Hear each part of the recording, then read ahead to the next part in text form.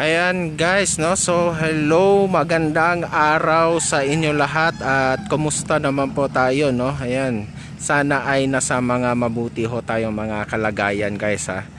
And so this is Laking Davao once again guys, and welcome back to my channel.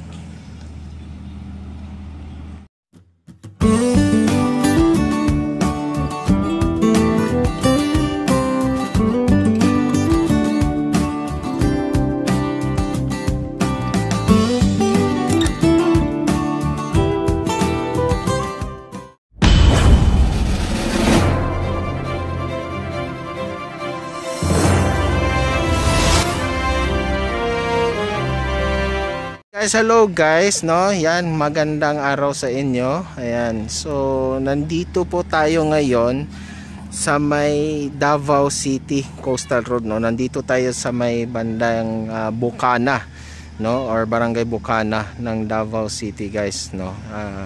At ating pinuntahan ito ngayong gagawing tulay dito, no? Actually it is now under construction, no? Kung makikita nyo dito, ayan na, no? The equipments, heavy equipments are already moving. Ayan, yan guys, no? So ito yung i-update natin ngayon, itong Davao River Bridge, no? Or much known as the Bukana Bridge, guys, no? Ayan. So meron silang hinahanda dito ngayon, guys. Actually, buti na lang nakapunta tayo dito ngayon, no? Much earlier, kasi meron ng advisory nilalagay dito ang DPWH at ang itong China Road and Bridge Corporation, guys, na yung gagawa nitong tulay ay sa simula ngayong February 5, guys, no? Ayan, isusum. Ayan guys, ha, no? So makikita natin dyan, simula February 5, guys, this portion here will be closed to the public already, no? Kasi sa February 5 full swing ahead na sila for the construction of the bridge, no? Ayan. Ayan, so makikita natin dito, ayan na nga yung mga heavy equipments. Ayan, no? They are actually, kasi yung mga nakaraang linggo lang, pre-construction works, no, has been already here, no? Ayan.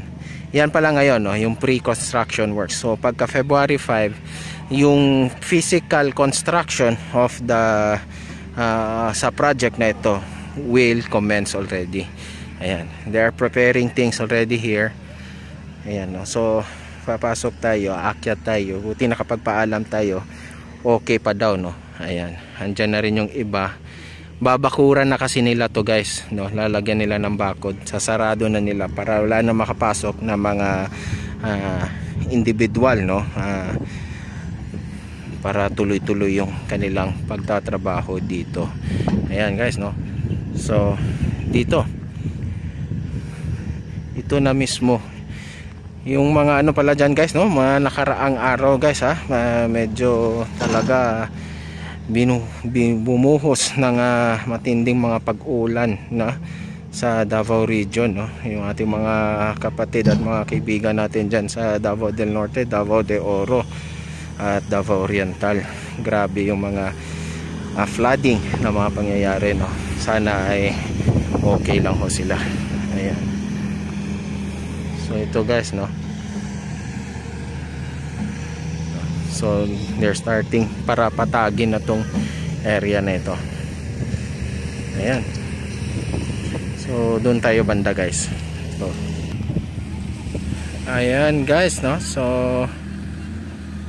ito na nga, no? Today is February 3. So sa Lunes, guys, itong area na ito, no, ay masasarado na. So I'm calling to the other local vloggers dyan, no? Tomorrow pwede pa kayo makapag-vlog, ano, here. So this area will be closed to the public already kasi nga they will be in full blast already. no, or full swing, no. Doon din sa kabila guys, no. Hindi ko lang kasi alam kung paano makapunta doon sa kabila. Gusto ko talaga pumunta, no, pero hindi ko alam, kaya dito na lang tayo nagpunta guys. Ayan. So itong gagawin dito ay isang 1.2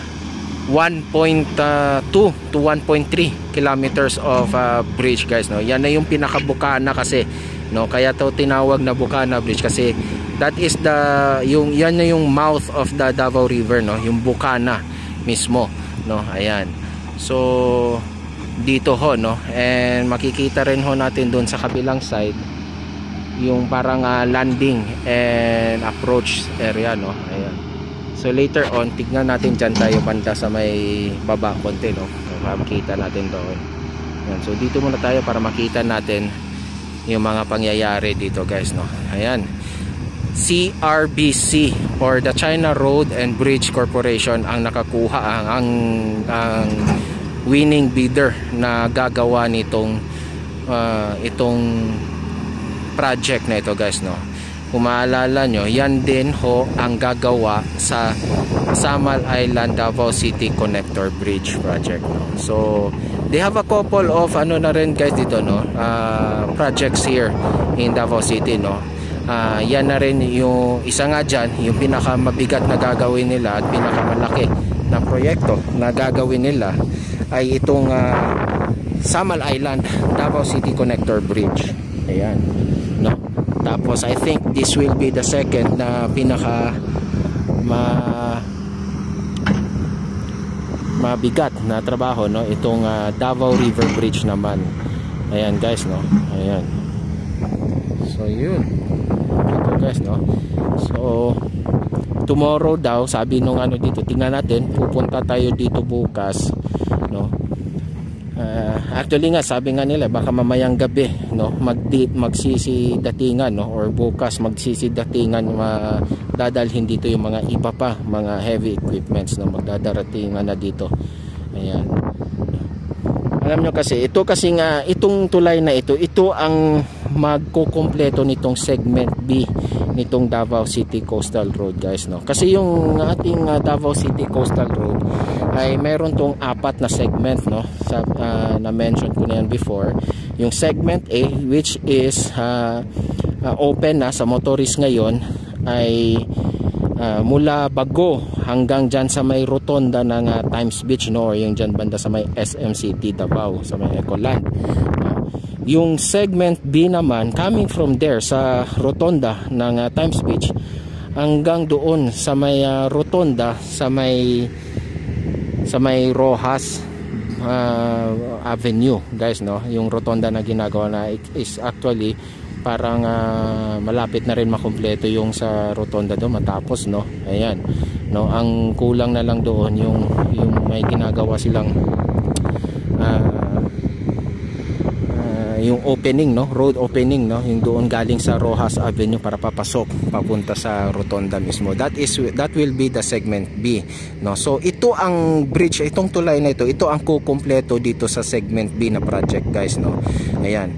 Then yung segment C naman is from there sa rotonda ng Rojas until will reach Santa Ana, no. And then the last part of the project, no, the segment D is from Santa Ana until reach doon sa may Arc Castillo naman, no.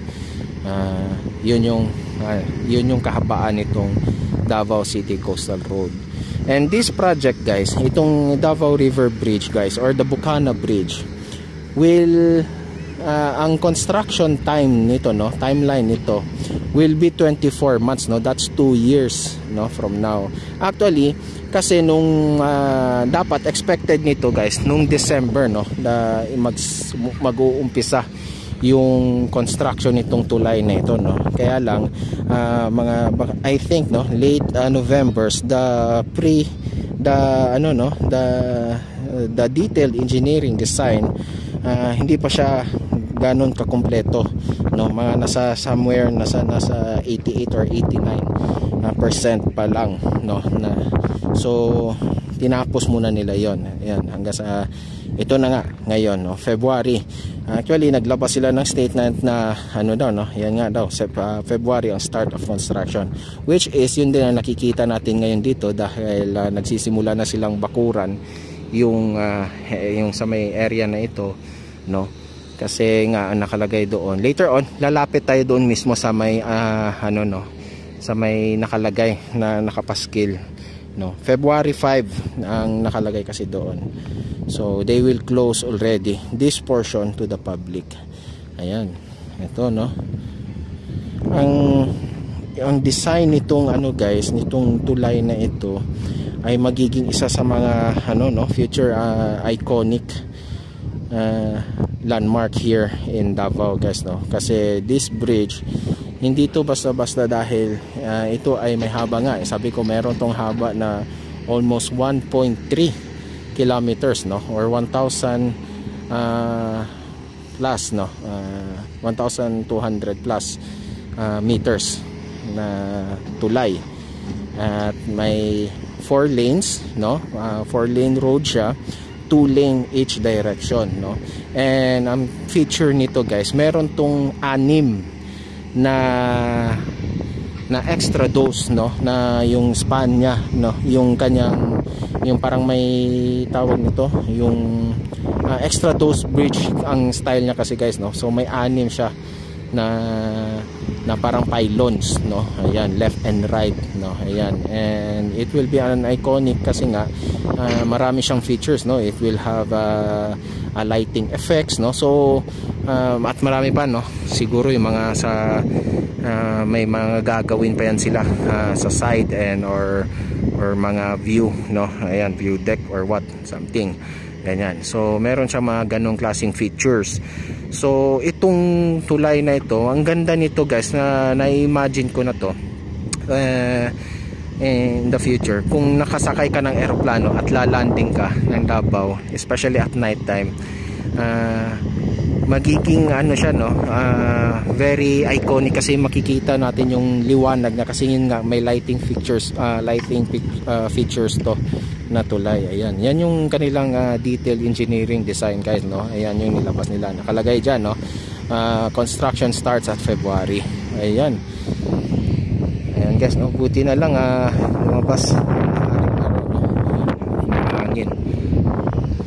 Pero yung mga bandang Del Norte, nakikita natin medyo may mga pamumuo na kulimlim. So ayan, ingat kayo dyan, guys, no? Ayan, so ngayon ito yung mga heavy equipments na nandito na. Ayan, meron ng boring machine, no, meron ng mga crane, and I don't know, hindi ko alam kung ano to, no. I don't know kung sino yung mga engineer dyan, saka sa mga magaling sa construction. Ayan, anong klaseng equipment to, basta it's part, no, this will be part of the heavy equipments na magtatayo ng tulay dito. Ayan, hindi naman ito yung sa mga asfalto, no. I think to, no, yung parang yung sa mga magbubuhos, no, ito yung parang may kinakabit-kabit sila na mga something na mga tubo. Ayun, no, ayun, no, ayan, tapos parang siguro dyan ilalagay yung dyan dadaan yung mga semento, no, yung mga para ilalagay doon siguro sa mga foundations ng tulay. Ayan, I don't know, I'm not sure, pero parang feeling ko yun itong equipment nito. Ayan, lapad-lapad rin pa ito sa bagay kasi 4 lanes nga. Ayan, yan na kasi yung hanggang puntahan natin yung guys, hindi na, layo-layo konti. Ayan, puntahan natin banda yung kung saan nagtapos yung naputol yung trabaho na dito. Kasi actually itong segment B, guys, almost completed na to, no, halos. Yan, katulad dito, tapos na from rotonda hanggang dito, no, tapos na, okay na, may mga post lamp na, no, road markings, no, lahat, no. Ayan, may mga nakatanim na nga sa sidewalk, no. Ayan, Naputo lang talaga dito kasi yung tulay. And then doon naman sa kabila, alam ko kasi sila Tito Tans, sila RPV Moto Travel Vlog nakakapag-vlog doon. Tapos na rin, no? Ayan. So ito na lang talaga ang inaantay dito, guys, you know, this bridge here, no? So kaya lang, ayan, we will still wait for 24 months, no, or 2 years, no, to be this project will be open to the public. So we will expect that on 2026 na. Ayan. Pero sa bagay ngayon, sa panahon ngayon, guys, mabilis na ngayon ang panahon, no? Yung nga lang tulay na ginawa doon sa incremental launching method, yung doon sa may kabila, no, sa may hindi natin masyado na mabilis mabilis na yung panahon ngayon, guys, no. Ayan. Ayan, kaka New Year lang natin, February na kagad tayo, mabilis, 1 month na kagad nakalipas, no. So I think hindi na masyado issue yung 24 months and 2 years, no. Ayan, basta tuloy-tuloy lang ang project. Anyways, yun nga, sabi nila, no, they will be in full swing. Ayan. So bababa tayo doon banda, no, sa may lalapit tayo habang ang dagat ay low tide pa, no. Ayan. Ayan, guys. So pupunta tayo doon, guys. Let's go. So ito, guys, no, ayan, yan yung nakalagay ngayon, no. Notice to the public: to ensure safety of the public, the construction area for the Bukana Bridge will be temporarily closed on February 5, 2024 until its completion. Ayan, no. So hanggang February 5 na lang talaga, no. Ayan.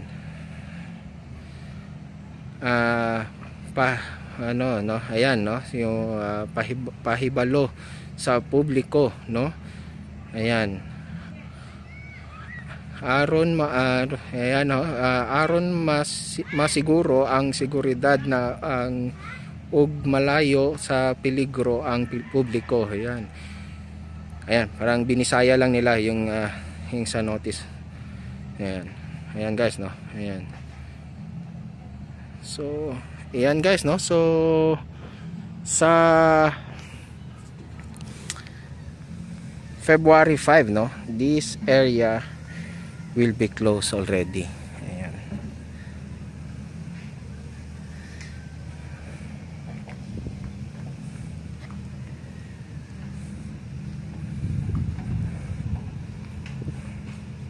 So finally, the Davao River Bridge project is now commencing. Ayan, under construction na talaga siya, guys. Ayan. Ito na isa sa mga inaantay. So ngayon, dito naman tayo sa kabila. Pupunta tayo dito sa may gawing dito banda.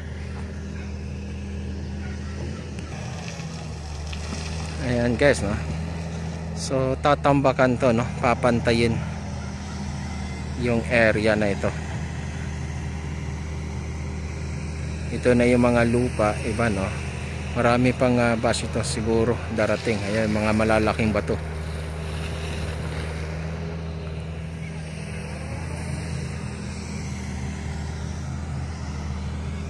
So this is it, guys, no. Finally, the Davao River Bridge or the Bukana Bridge is now under construction, guys, no. Marami ring nagsasabi, guys, dahil since itong China Road, which is yung nakakuha nitong saglit lang, guys, ha.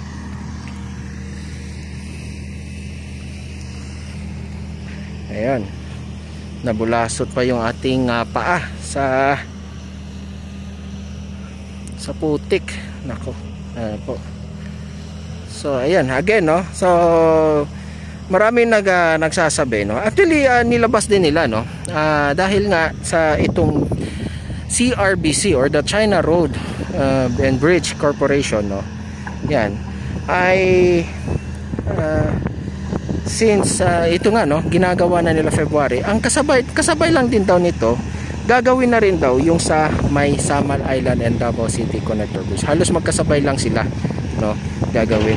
So mali yung mga bali-balita na may mga nagsasabi kasi parang ipinapakalat na the project of the Samal Island Davao City Connector Bridge is again in under suspension, no. Pero clarify yun ni NEDA, no, NEDA, President of NEDA here in Region 11 na si Ma'am Maria Lourdes Lim, no, na hindi totoo, no. Actually kinumpirma din ni Secretary Bonoan, no, na DPWH Bonoan, the project is still ongoing, no. Ayan, no, actually meron lang silang issue na inaharap yung dito na lang sa Davao City side, no. Ayan, so I think they're waiting for the budget for para sa mga doon sa mga pag-compensate sa mga matatamaan. Pero actually nag-realign na pala yan sila. So much lesser yata yung matatamaan ngayon. Tsaka hindi na yung mga malalaki, no. Medyo small ano na lang, no. Konti-konti na lang. Maliliit na lang. So mabilis na lang. Yung ang siguro ang aantay na lang diyan, ang problema na lang is the budget for the for that, no. Ayan. So yun, no. So hopefully sana magsimula na rin, no. Ayan. Pero actually kasi nga bago lang tayo nag-vlog din doon sa area na yon, meron na rin tayo nakikita doon mga heavy equipments, and actually ayan, no, parang anytime soon din, no, pre-construction works will be commenced there also, no. Ayan, may mga finalize na sila. They are doing the soil test again. Ayan. So anyways, dito tayo sa Bucana Bridge. Ito tuloy na to, no. So ayan, no. So that's for now, guys, no. So maybe ito, no, medyo mahihirapan tayo. Plano natin ito, babalik-balikan natin to, no. Pero maybe, no, on the next vlog hindi na tayo makakapasok dito. So maybe dyan na lang tayo sa mga bandang gawing labasan, no, pero makikita naman natin kung ano yung mga pangyayari. Ayan, no. So babalik-balikan natin tong project na ito at para matunghayan natin hanggang sa ito ay matapos, no, by year 2026. Kasi 24 months no. So that's 2 years. So February nag-start. So possible nito February 2026 din ang completion date. Yun yung target completion date nila. So by 2026 pa talaga ito magagamit ng publiko, no, around mga second quarter or third quarter of the 2026, I think, no. Ayan. So that's all, guys, no. Ayan, no. So ayan, no. Thank you so much, guys, no. This is Laking Davao, no, updating you about this Davao River Bridge project, no, or the Bucana Bridge. Ayan.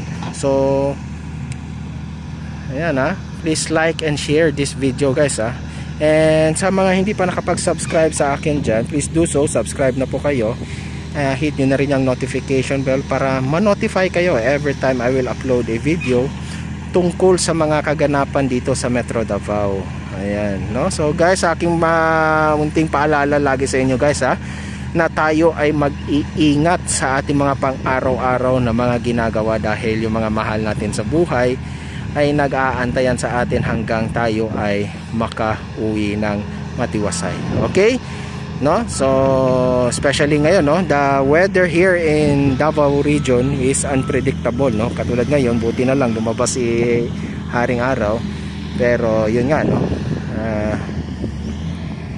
unti-unting nagkakaroon ng pamumuo na naman ng sama ng panahon, no. So very unpredictable. So ingat-ingat lang, Ayan, yung ating mga lupa medyo basa pa, no. Ayan. So that's it. That's all for now, guys, for this Davao River project. Okay, thank you so much, guys. God bless us all and adios.